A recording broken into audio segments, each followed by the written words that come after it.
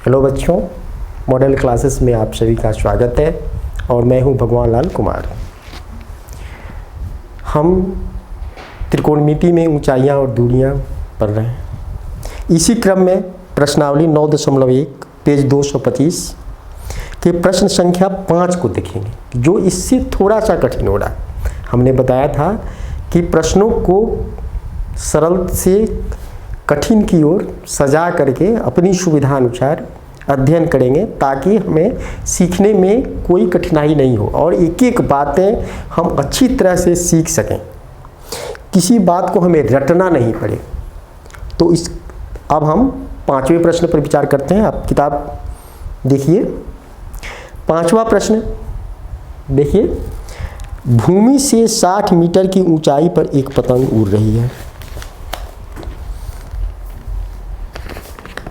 भूमि से 60 मीटर की ऊंचाई, ये भूमि है। आइए हम इसका आरेखीय निरूपण, हमने बताया था ना कि पहले आरेखीय निरूपण करेंगे। ये भूमि है, भूमि से 60 मीटर ऊंचा है। ये मान लीजिए यहाँ पतंग उड़ रही है।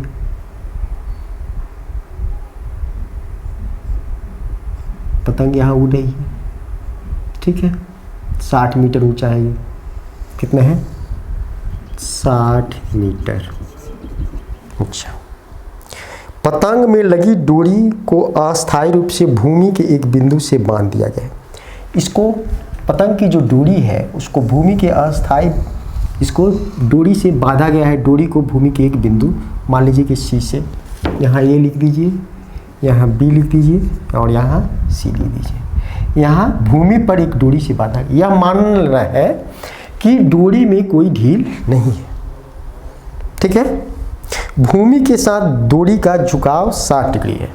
भूमि ये है और डोरी ये है। इस झुकाव जो कोण है ये कितना है? 60 डिग्री का है, ठीक है। हो गया। यह मानकर कि डोरी में कोई ढील नहीं है, डोरी की लंबाई ज्ञात कीजिए। डोरी की लंबाई कौन है? ये है AC। AC डोरी की लंबाई है। ये मानना है कि इसमें कोई ढील नहीं है, एकदम सीधी तनी हुई है। इसके आधार पर हमें डोरी की लंबाई निकालनी है। आप देखिए, हमें एक समकोण त्रिभुज प्राप्त हो रहा है। हमने बताया था ना, हर एक स्थिति में एक समकोण त्रिभुज के रूप में आरेखीय निरूपण करेंगे। तो आरेख निरूपण हो गया। यहाँ समकोण त्रिभुज ABC बन रहा है।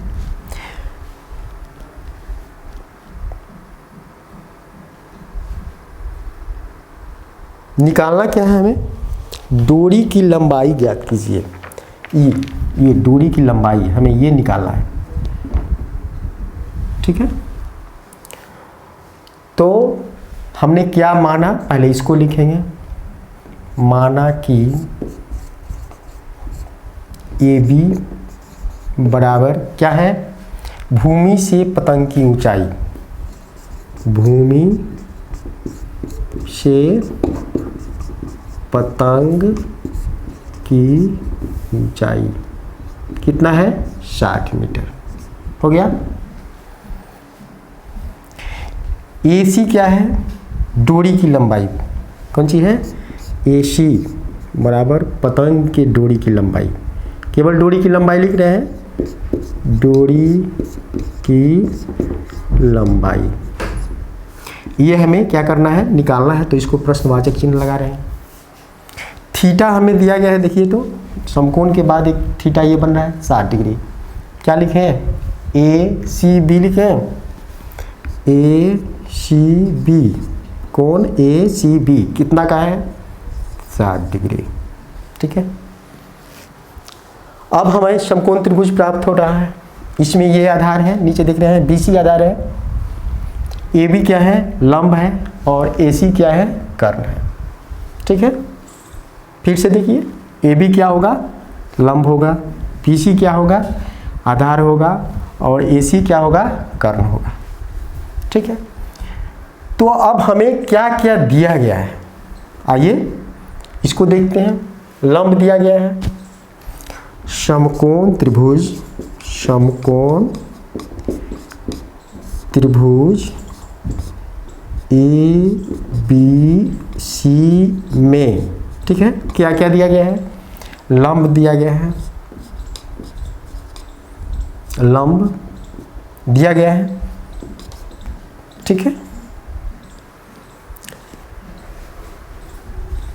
थीटा दिया गया है, क्या दिया गया है, थीटा दिया गया है, देख रहे हैं ना, थीटा 60 डिग्री दिया गया है। और निकालना क्या है, ए सी क्या है, समकोण त्रिभुज में ये समकोण की सम्मुख भुजा है, क्या है, समकोण का सम्मुख भुजा, इसको क्या कहते हैं, समकोण के सम्मुख भुजा को पढ़े हैं आप, इसको कर्ण कहा जाता है। तो ये कर्ण है, तो जो है कर्ण, कर्ण दिया गया है, कर्ण निकालना है, ठीक है। तो लंब, थीटा और कर्ण, क्या क्या है, लंब, थीटा और कर्ण के बीच कौन त्रिकोणमितीय अनुपात संबंध बताता है, पहले हमें इसको जज करना होगा, ये निकालना होगा। तो अब बताइए, sine theta, cos theta, tan theta, तीन में से चयन करना है। आप देखेंगे कि साइन थीटा बराबर होता है कितना, लंब बटा कर्ण, क्या होता है, लंब बटा कर्ण। तो हम देखिए थीटा लंब और कर्ण, थीटा लंब और कर्ण के बीच संबंध को बता रहे हैं, तो हम किसका प्रयोग करेंगे, साइन थीटा का प्रयोग करेंगे, ठीक है ना। क्लियर हो गया कि हम त्रिकोणमितीय अनुपात के रूप में साइन थीटा को लेंगे। तो इसलिए कौन सी, साइन थीटा की जगह पर कितना लेंगे, देखिए तो 60 डिग्री, 60 डिग्री बराबर लंब कितना है, ए बी, और कर्ण कितना है, ए सी, लिख दिया हमने। अब इसका मान रखेंगे, साइन 60 डिग्री का मान कहाँ से देखेंगे, टेबल जो हमने आपको बताया था, पेज कितना पे, 2 से 4 पे। तो साइन 60 डिग्री का मान कितना, साइन 60 डिग्री ना, साइन 60 डिग्री का मान कितना है, देखिए तो टेबल में देखिए, आगे बढ़िए, यहाँ टेबल है, साइन 60 डिग्री के आगे बढ़ते जाइए, 60 डिग्री के नीचे आइए, √3/2 कितना है, √3/2। तो हमने 60 डिग्री की जगह पर, साइन 60 डिग्री की जगह पे √3/2 हमने यह लिख दिया, √3/2 बराबर ए बी का मान दिया गया है, देखिए कितना 60 है, तो यहाँ हमें इसका मान रख देना होगा, कितना 60 बटा ए सी का मान निकालना है, तो ए सी को ए सी रहने दीजिए, रहने दिया गया। अब हम देख रहे हैं आगे बढ़ने के लिए क्या करेंगे, बाई सी एम करेंगे, क्या करेंगे, बाई सी एम। किससे शुरुआत करते हैं, जिसको निकालना हो, तो ए सी को निकालना है, तो √3 ए सी लिखेंगे, √3 कितना, ए सी बराबर कितना, 60 गुने 2, 60 गुने 2, ठीक है ना। आगे बढ़ते हैं, ए सी हमें निकालना है, इसलिए ए सी बराबर कितना होगा यहाँ, इसलिए ए सी बराबर क्या होगा, दाहिनी तरफ जो लिखा गया है उसको लिख देंगे, तो 60 गुने 2 लिखा गया है तो लिख देंगे, बट्टा कर देंगे, और ए सी को छोड़कर इसका गुणांक कितना है, √3, तो यहाँ हम √3 लिख देंगे, हो गया। आप फिर वही देखिए पिछले प्रश्न वाले में नीचे जिस तरह से अपरिमेय संख्या आ गया था हर के रूप में, तो हमने उसका क्या किया था, परिमेयीकरण किया था, रेशनलाइजेशन किया था। तो हम इस प्रश्न में भी क्या करेंगे, रेशनलाइजेशन करेंगे। करने के लिए क्या करना होता है, जितना अपरिमेय संख्या होता है उसी से गुना कर देते हैं, क्या कहते हैं, उसी अपरिमेय संख्या से ऊपर और नीचे, ठीक है, भिन्न माने बट्टा के ऊपर और नीचे, मतलब अंश में और हर में, दोनों में उसी अपरिमेय संख्या से गुना कर देते हैं। आइए आगे बढ़ते हैं और गुना करते हैं। 60 गुने 2, नीचे √3 है, तो नीचे फिर √3 लिख दिया हमने, और ऊपर भी गुना लिख करके √3 लिख दिया। देखिए तो ऊपर भी √3, नीचे भी √3 से गुना कर दिया हमने। आगे बढ़ते हैं, 60 गुने 2√3, ठीक है, बटा √3 में √3 से गुना करेंगे तो 3 आएगा। कितना आएगा? 3 आएगा। अब कटने वाला है तो कटा दीजिए। कितना कटेगा? 3 दूनी 6, 20, 1 0 20, ठीक है। तो 20 गुने 2, तो 20 दूनी कितना हो गया? 40 और √3 कितना हो गया? 40 √3। देख रहे हैं? ठीक उसी तरह जैसा पिछले प्रश्न में आया था। हम चाहें तो इसको और आगे बढ़ा सकते हैं, लेकिन हमारे प्रश्नावली के अंत में जो उत्तर दिया गया है केवल इतना ही दिया गया है। परीक्षा में कोई ज़रूरी नहीं है कि आप केवल इतना ही लिख कर छोड़ें। इतना भी लिख देते हैं तो आपका प्रश्न नहीं कटेगा। जैसा कि आप जानते हैं कि अभी जो नियम लागू हुआ है बोर्ड में, उसमें स्टेप वाइज नंबर है। कितना स्टेप आप प्रश्न को सॉल्व करते हैं, कितना आगे ले जाते हैं, उसके अनुसार आपको अंक दिए जाएंगे। तो किसी भी स्टेप को आपको छोड़ना नहीं है, ठीक है। हर एक स्टेप को फॉलो करते हुए आपको धीरे धीरे आगे बढ़ना है, क्रमबद्ध तरीके से, चरणबद्ध तरीके से बढ़ना है। तभी आपको पूरे अंक प्राप्त होंगे, अन्यथा आंशिक रूप से ही अंक आपको मिलेंगे। तो आप 40 √3 प्रश्न में दिया गया है, प्रश्न के आंसर में, तो हम इतना लिख सकते हैं। आप चाहें तो और आगे बढ़ा सकते हैं, इसको 40 लिख देंगे और √3 का मान कितना होता है? 1.73, फिर गुना करेंगे, जितना आएगा आंसर लिख देंगे यहाँ गुना करके, ठीक है। कोई कठिनाई? अब हम प्रश्न संख्या 3 पर विचार करेंगे, जो थोड़ा सा इससे कठिन है, थोड़ा सा कठिन है, कोई जान नहीं है। देखिए, पुस्तक सामने रखिए और प्रश्न संख्या 3 को पढ़िए। प्रश्न 3 है कि एक ठेकेदार बच्चों को खेलने के लिए एक पार्क में 2 फिसलन पट्टी लगाना चाहती है। 2 फिसलन पट्टी जानते हैं आप? इस तरह का फिसलन पट्टी होता है ना, और इधर से फिसलने के लिए बना दिया जाता है ज़मीन पे, यही नहीं होता है, ये फिसलन पट्टी है। तो 2 फिसलन पट्टी बनाना चाहता है। प्रश्न को आप पढ़िए। एक कम उम्र के बच्चों के लिए, तो इस कम उम्र के बच्चों के लिए जो है उसकी ऊंचाई है 1.5 मीटर। इसकी ऊंचाई है 1.5 मीटर, कम उम्र के बच्चों के लिए। एक दूसरी फिसलन पट्टी बनाना चाहता है बड़ा सा, कितना? बड़ा सा, ठीक है, और इसकी ऊंचाई है कितना? 3 मीटर। कितना है? 3 मीटर, ठीक है। और ये फिसलन पट्टी है। कह रहा है कि 1.5 मीटर की ऊंचाई हो और भूमि के साथ 30 डिग्री का कोण हो, और इसका जो फिसलन पट्टी का जो कोण है वह भूमि है, इसके साथ जो ये कोण बन रहा है 30 डिग्री का हो।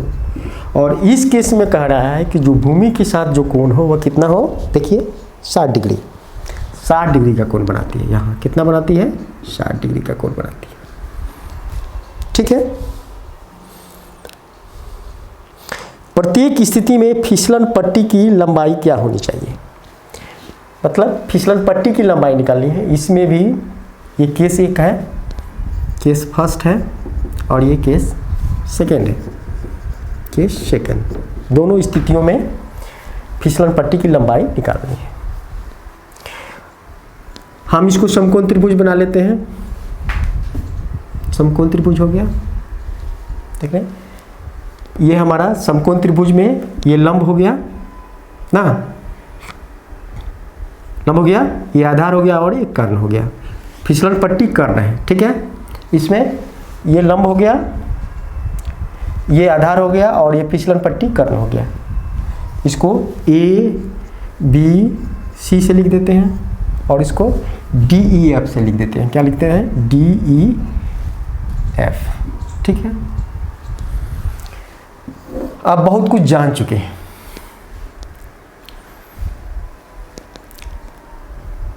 समकोण शॉर्ट में बना रहे हैं, ठीक है, क्योंकि बहुत कुछ आपको बता चुके हैं। त्रिभुज ए बी सी में किस थीटा का प्रयोग करेंगे? आप देखिए, हमें ये निकालना है, क्या निकालना है? ये कर्ण।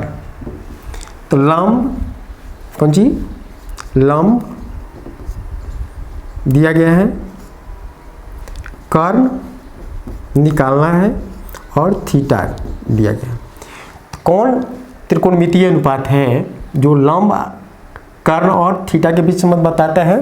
तो आप जानते हैं कि साइन थीटा है। क्या है? तो साइन थीटा। तो साइन थीटा बराबर होता है लंब बटा कौन सी? कर्ण। देख रहे हैं ना? तो साइन थीटा की जगह पर कितना है? 30 डिग्री। तो साइन 30 डिग्री कितना हो जाएगा? साइन 30 डिग्री बराबर लंब कितना हो जाएगा? लंब ए बी कितना है? ए बी बटा ए सी। साइन 30 डिग्री का मान कितना होता है? 1/2 कितना होता है? या 1/2 बराबर ए बी कितना है? 1.5 अब बटा ए सी। बाई सी एम कर दीजिए। तो ए सी गुने 1, तो ए सी इजकल टू कितना हो जाएगा? 1.5 गुने कितना? 2। तो 1.5 में 2 से गुना करेंगे तो कितना हो जाएगा? 3 मीटर। एक का आंसर हो गया। 2 आंसर निकालना है। इसकी पहले फिसलन पट्टी, अतः यहाँ लिख देंगे पहले फिसलन पट्टी, अतः पहले फिसलन पट्टी है की लंबाई बराबर 3 मीटर। आंसर हो गया। दूसरे फिसलन पट्टी में ठीक इसी तरह से सेम केस, समकोण त्रिभुज कौन सी? DEF में साइन थीटा का ही प्रयोग करेंगे। सेम केस है, देख रहे हैं ना? तो साइन थीटा की जगह पर यहाँ कितना लिखेंगे? 60 डिग्री। 60 डिग्री थोड़ा सा शॉर्ट कर रहे हैं क्योंकि आप बहुत कुछ जान रहे हैं, उसी को रिपीट करना हम नहीं चाह रहे हैं। तो साइन 60 डिग्री बराबर कितना हो जाएगा? लंब कितना हो जाएगा? DE बटा कर्ण DF। ठीक है। तो साइन 60 डिग्री का मान कितना होता है? अभी हमने पीछे देखा था, या √3/2 इजकल टू डी का मान दिया गया है 3 मीटर। 3 बटा DF का DF रख दें, बाई CM कर दें। क्या कर दें? बाई CM कर दें। तो √3DF कितना हो जाएगा? √3DF बराबर हो जाएगा 3 गुने 2। कितना हो जाएगा? 3 गुने 2। इसलिए हमें DF निकालना होगा। DF तो 3 गुने 2 बटा √3 हो जाएगा। नीचे अपरिमेय संख्या आ गया। आइए इसका परिमेयीकरण कर देते हैं। 3 गुने 2 बटा √3, नीचे भी √3 से गुना, ऊपर भी √3 से गुना, √3 से गुना हो गया। तो ऊपर हो गया 3 दूना 6 √3 अब बटा 3 हो गया।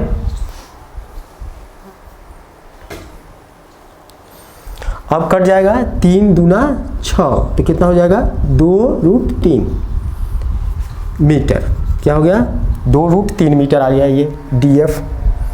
तो DF है क्या? दूसरे फिसल पट्टी की लंबाई। तो यहाँ लिख सकते हैं अतः, यहाँ लिखिए अतः दूसरे फिसलन पट्टी, ठीक है, की लंबाई बराबर कितना? 2√3 मीटर। 2√3 metre answer. ठीक है। तो इस तरह से ये प्रश्न बन गया। देख रहे हैं बहुत आसानी हो रही है, कोई कठिनाई नहीं हो रही है। आप मेरे अनुसार चलिए, एकदम कहीं कोई कठिनाई नहीं होगी। यदि मेरी बातें, मेरी पढ़ाई हुई बातें आपको पसंद आती है, तरीका पसंद आता है, लगता है कि गणित बोझिल नहीं हो रहा है और एक एक बातें स्पष्ट हो रही है, तो मेरे इस चैनल को सब्सक्राइब कीजिए, अपने दोस्तों के साथ शेयर कीजिए, ताकि आने वाले सभी वीडियो से आप और आपके दोस्त लाभान्वित होते रहें और मेरा प्रयास सफल होता रहे। आप को यदि पसंद आता है तो इसे लाइक भी करें। थैंक्स।